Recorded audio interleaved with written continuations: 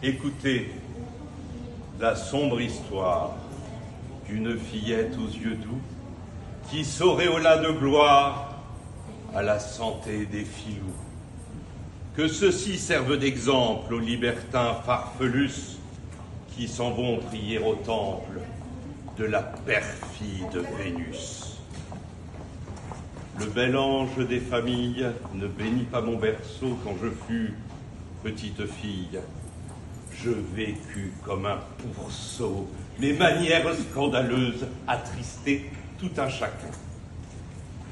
Je devins entremetteuse sur le temps de mon déclin, mais avant, que de prouesses, de Sceaux jusqu'à Poplard avec Hiriote la négresse et des enfants du hasard, avec ce milord obèse qui but de la mort au ras des mains de pâte irlandaise dans un verre de moka.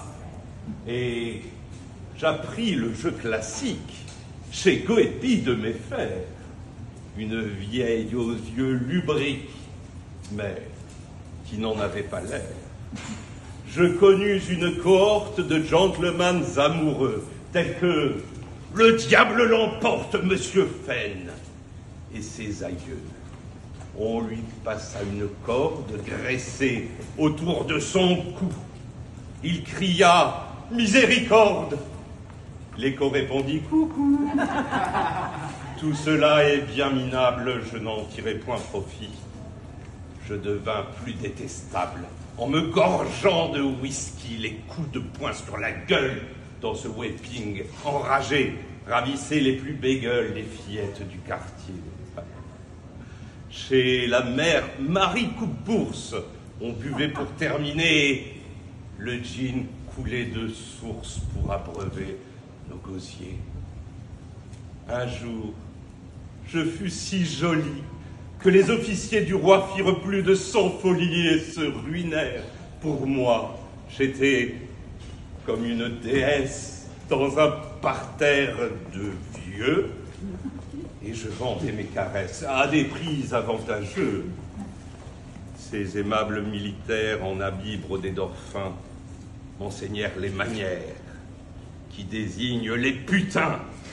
Je buvais du vin de France en levant le petit doigt, mais de toutes ces bonbons, s'il ne m'est pas resté ça, de Piccadilly les fastes, coule comme entre les doigts et le temps qui tout dévaste me laisse en ce désarroi.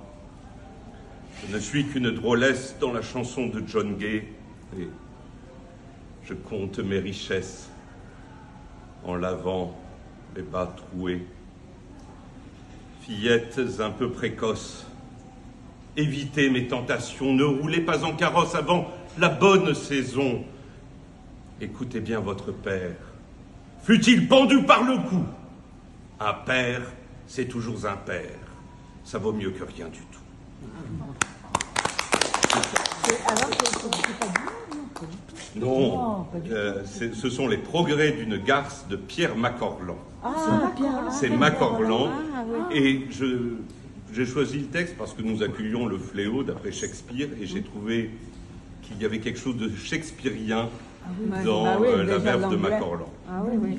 Comme tu le dis bien, mon Dieu.